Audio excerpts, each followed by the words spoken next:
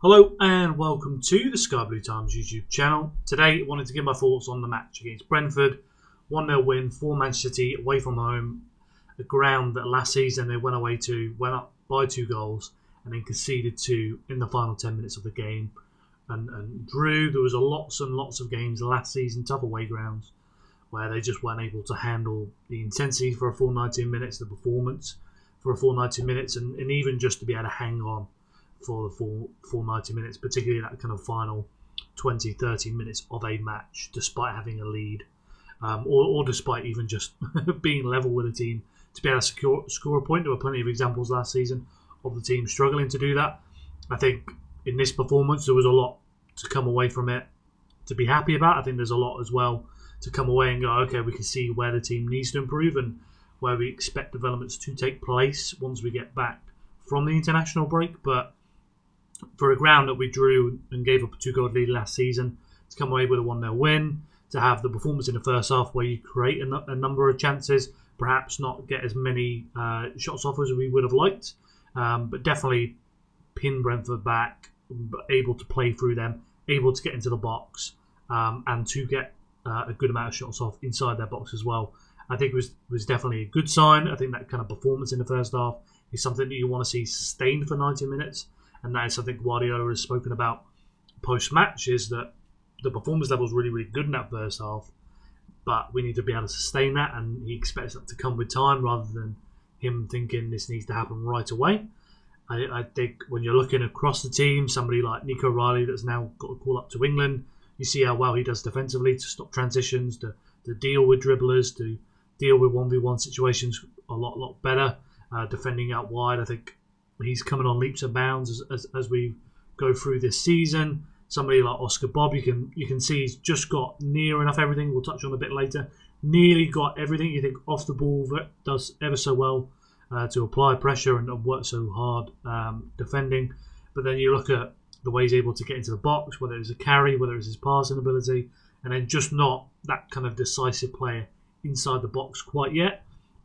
That's the improvement for him to make. But as we'll get on to, I think across his match he had the most progressive, joint most progressive passes received, joint most progressive passes, the most passes into the penalty area, the most carries into the penalty area. This is somebody that all the underlying numbers point towards being a very promising player, but as we're watching a match, he's not quite got to that kind of decisive level we'd expect to see. If you've watched him for Norway in the last international break, he did show that kind of ability to just cut through a team and create a chance.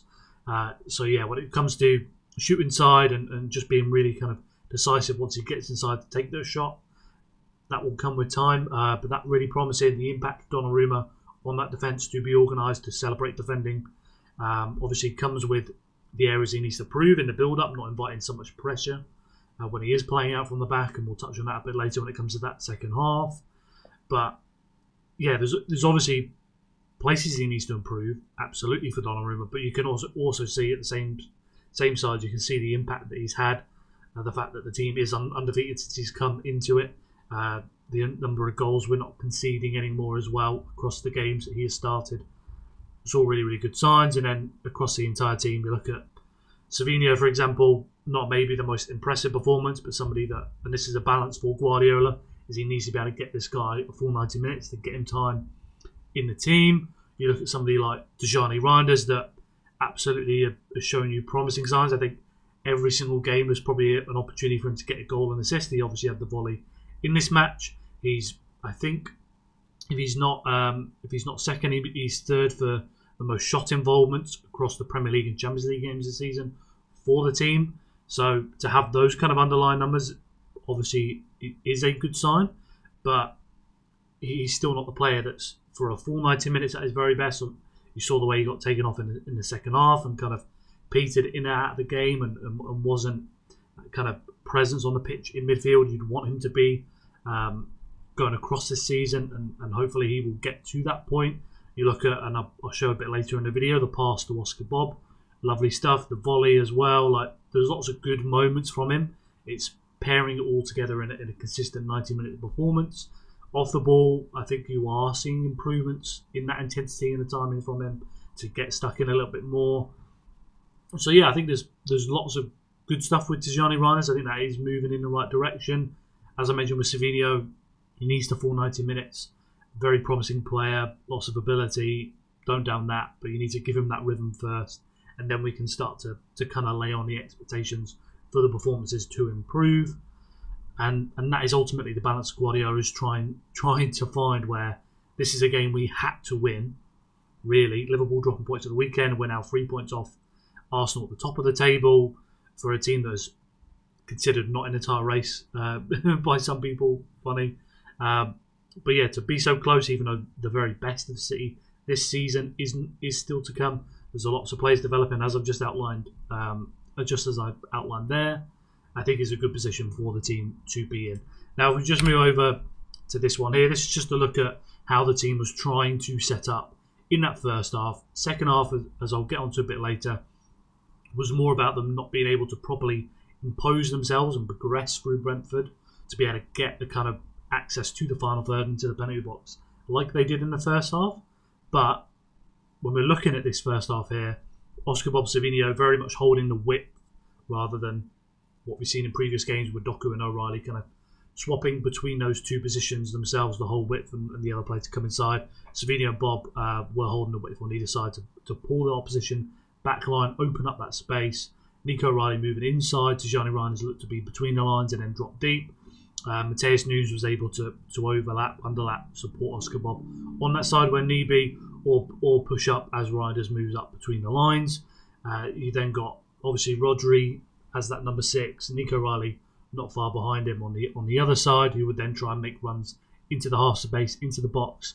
Foden floating across that final third, and then you've got Diaz and Vardio at the back. So sometimes you would have a back three with Vardio, Diaz, Nunes.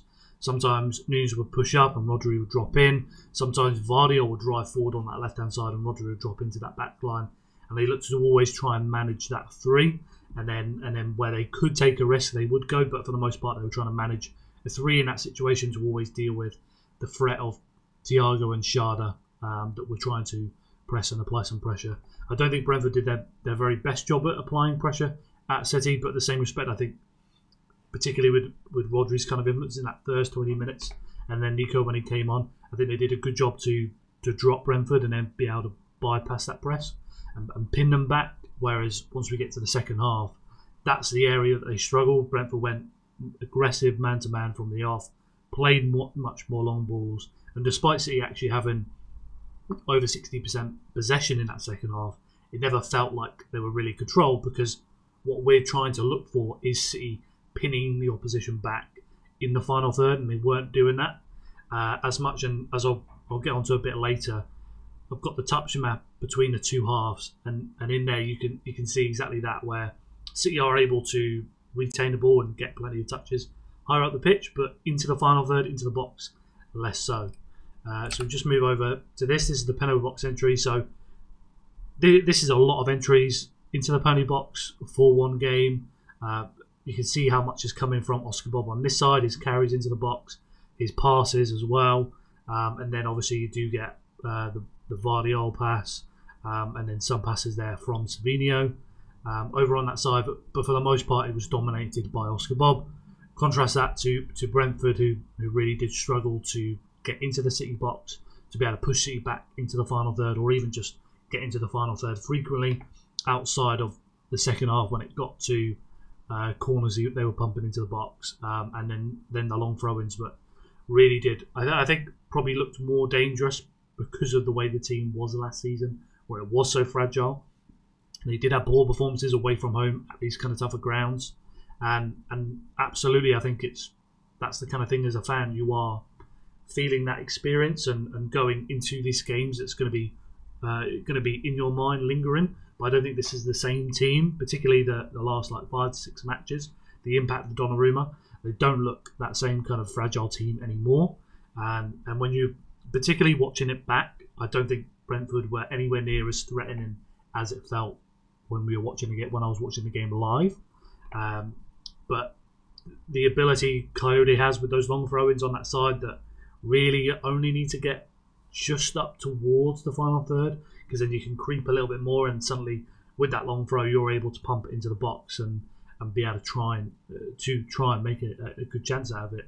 So in the second half, when Brentford did go man to man on the press, the City just weren't as good playing through that press, as we'll get onto a bit later. You think about, I think Donnarumma invites a bit too much pressure.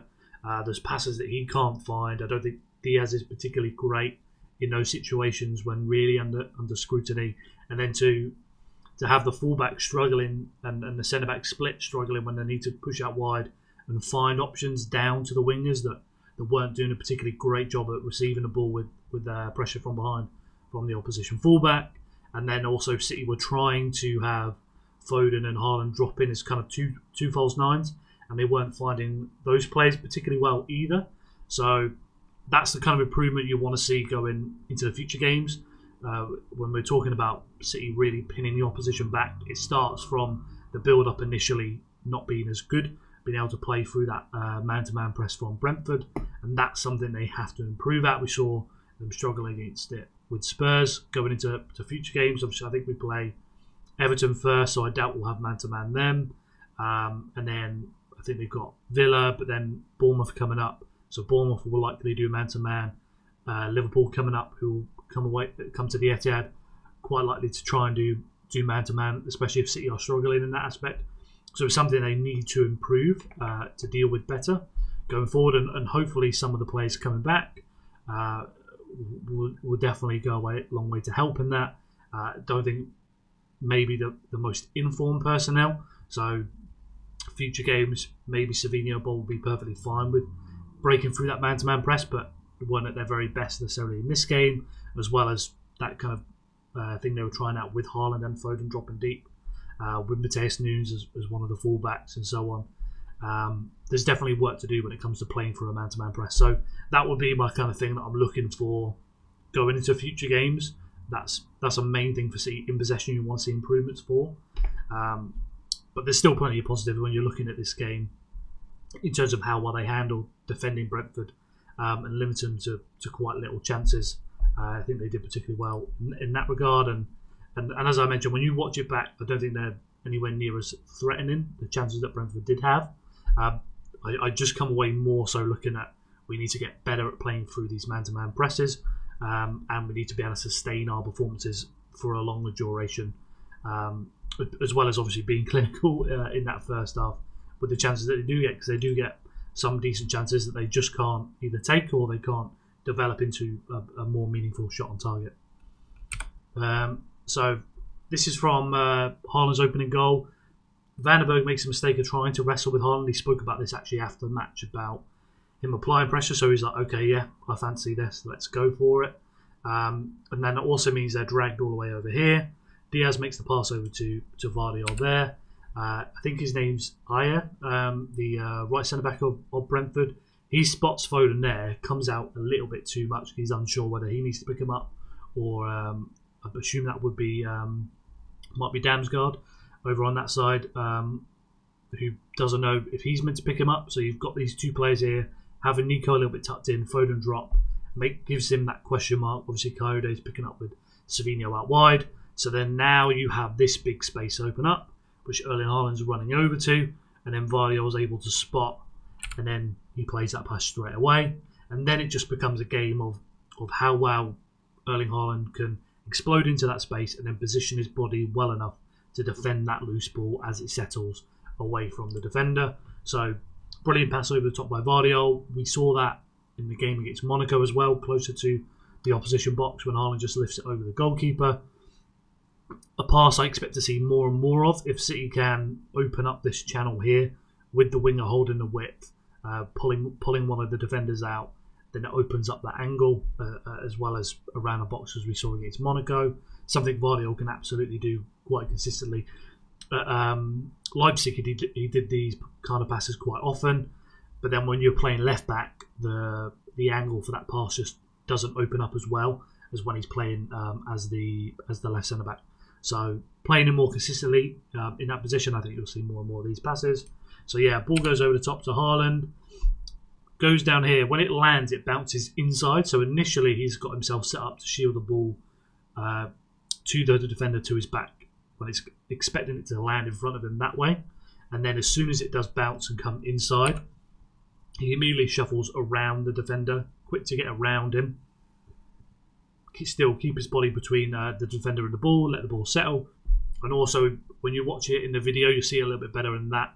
The way he hunches his shoulder over the ball to be able to deal with the contact from behind, to be able to back his bum into the defender, shoulders over the ball, and just be nice and strong in those situations to let the ball settle. And then once that happens, he's then able to take the touch onto his left foot. Vandenberg's trying not to take him out and give away a pen. Good to see Oscar Bob making this run to the back post as well. If Haaland's able to burst and then make that pass, at least he is that option there. And I think that's a good thing for our wingers to see, that they are consistently getting themselves into those situations, making the runs to the back post.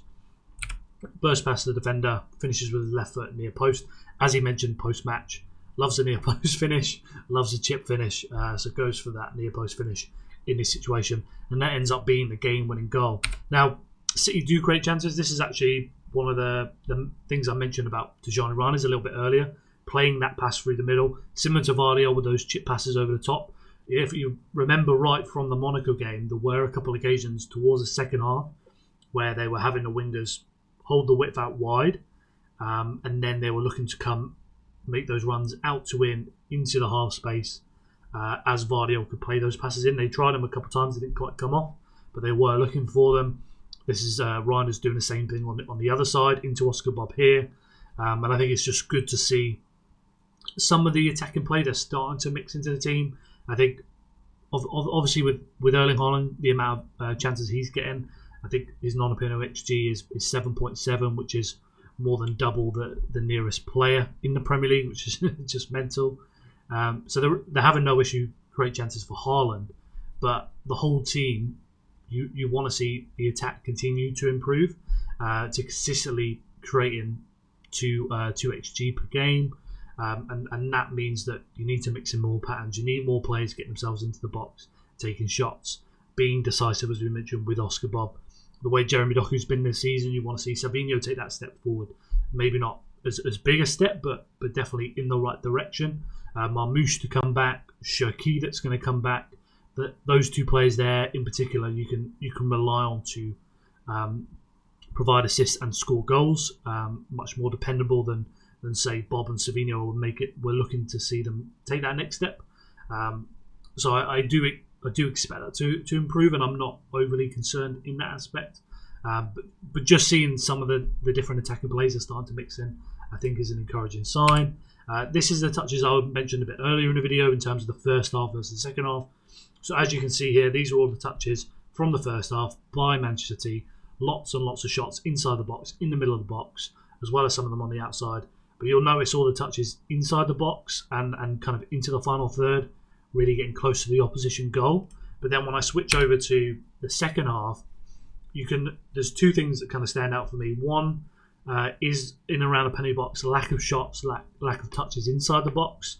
So you're not seeing the team that's really pushing up. Bob obviously is having more success on that side than Savinho did in that, and then eventually Jeremy Doku when he came on. Not having too much success on that side, getting into the final third, into the box.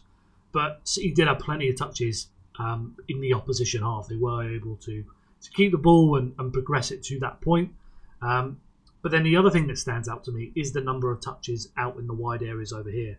And this is in part due to City struggling in the build-up to be able to find ways to progress through that man-to-man press at Brentford.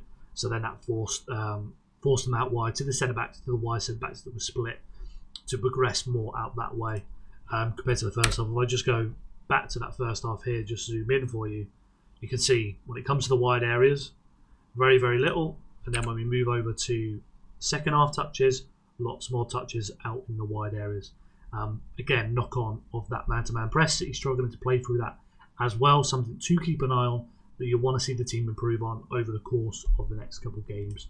Once they come back from the international break, I have to mention this with Donnarumma. I think when people are doing discussions about the mistakes he's made, you also have to include the other angle, the other things that he does impact the game with his communication with the defence, the saves that he does make, the punches, crosses he claimed. I think he claimed 3 crosses in this one. He punched a couple as well, balls clear out the box. this 1v1 save, he actually, I've not got this on there, but as soon as Vardiol loses the aerial duel up here, Donnarumma drops straight back to the penalty spot. He's kind of like point of reference, so he can then gauge his distance properly. Shout out to Nico Riley. I think does a great job to get back. Not every single player does do that. Seemed he has trying to, but not as quick. But Nico Riley is trying to get back, and then by doing that, you start to close off the door on this side. So Donnarumma goes back to the penalty spot.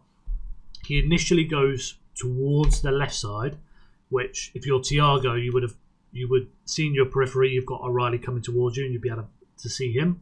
And then you've got Donnarumma come to that side. So then it is forcing you away to that right side. A little bit fortunate with his touch that he kind of rushes. That goes a bit too far. And then Donnarumma springs out to smother that shot. But it just shows you the kind of difference between him and Ederson.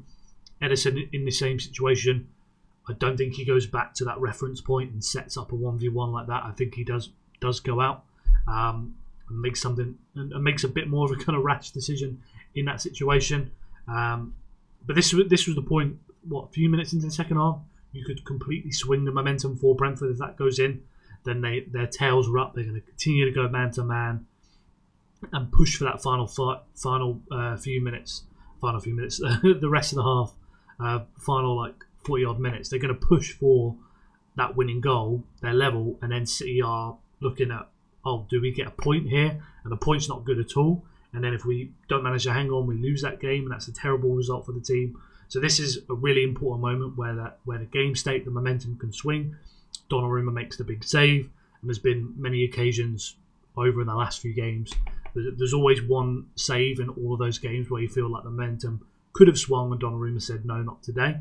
And that's been really important for the team to remain stable and get the kind of results that they've got so far. So we just move on. This is Oscar Bob. All his touches, his actions in that match. You can see the passes into the box, the take-ons as well on the edge of the box to get inside.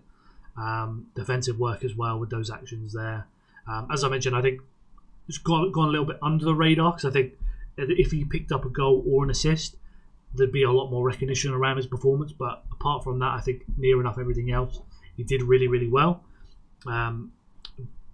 Does need to be a bit more decisive in that box to take more shots.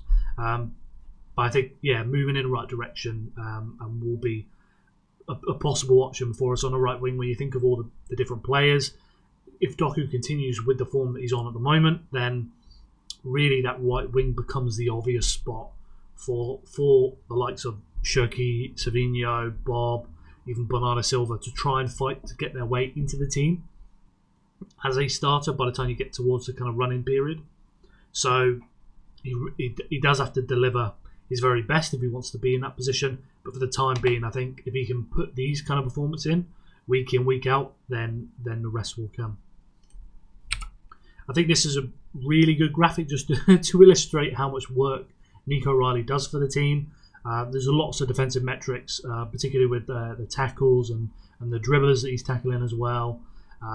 He does a lot of defensive volume for the team. So this is defensive actions per 90. Nico Riley among some of the best in the top 5 leagues in Europe, right up there with Pedro Porro, Ugarte, Longstaff. There's lots of players there that you would associate with a high defensive work, and so he's all the way up there with the defensive actions, and then also the percentage of defensive actions of their team just shows you that Nico Riley's leading the way for Manchester City, doing so much work. And I think this is a thing I really kind of learned from last season with the struggles of the fullbacks is there's no way, in my opinion, there's no way to escape having your fullbacks do a lot of defensive work. So if they can't, and you don't necessarily need your fullbacks to be dominating all the aerial duels all the time and so on, but they have to handle a lot of work. They have to win a lot of ground duels, a lot of battles, deal with a lot of dribblers, make a lot of tackles, make a lot of recovery challenges as well. There's just no way of escaping that. And in your team, particularly for a City team that will play high up the pitch, and you need your fullbacks to get back and support, as well as all the kind of pressing work they need to do, counter-pressing work they need to do. Your fullbacks have to be able to do a lot of defensive actions over the course of 90 minutes. Nico Riley can definitely do that. Kusanov can definitely do that. Mateus Nunes can definitely do that. Whoever's going to be the new right back long term that they look for in the summer or in January has to be able to do that. Aitonori absolutely can do that. But then when you're looking back at some of the players that we've had there that just weren't able to, in the wide areas, be so aggressive and do lots of work, it's easy to see for one angle why we struggled last season. But as I mentioned a bit earlier in the video, well-deserved England call-up. I think Miles Lewis-Skelly hasn't started a match for Arsenal in the Premier League. I think Lewis Hall has just picked up an injury to his hamstring, so he's going to be out for a while. So this is a real opportunity for O'Reilly to maybe get a start in this international break, showcase his ability to Tuchel. He's got it off the back of great performances as a left-back for Manchester City, and primarily the improvement he's made is his defensive work rather than what he's contributing on the ball in the final third. That's what's going to be the leading thing that's impressed Tuchel. And then with his versatility, with his height and so on, I think he's got a real shot at being the left-back option for England in the World Cup.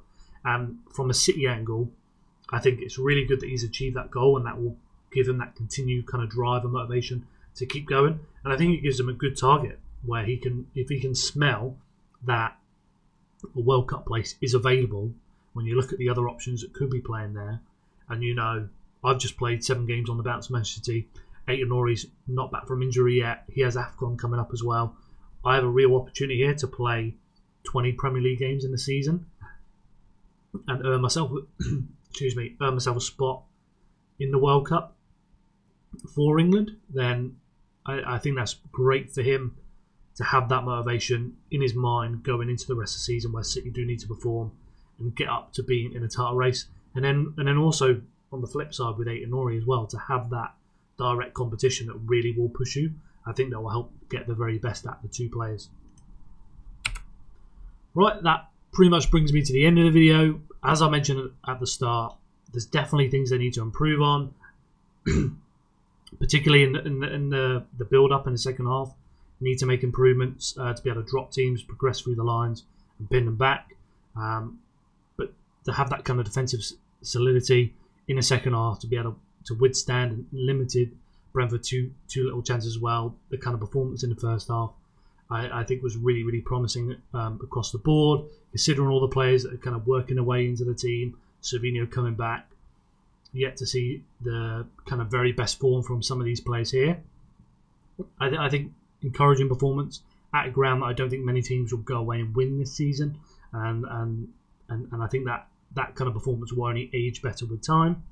But we have to be honest that going into that run after the international break, we want to see those improvements in the different areas I'm talking about. But for the time being, what we're looking for is this group moving in the right direction? For me, it absolutely is. Moving in that right direction is much more stable. The energy of the group, it's together and so on. And I think you're seeing lots of good signs across the pitch in different areas, and stringing that together for a full 90 minutes performance, and then stringing those 90-minute performances back to back to back, I think will come with time. But as it stands right now, I'm quite pleased with the direction that the team is moving in. If you think I've missed anything out, then please let me know down below. Make sure you like the video to help support the channel. Make sure you subscribe so you don't miss out on the next video. And we'll be back with plenty more content this week.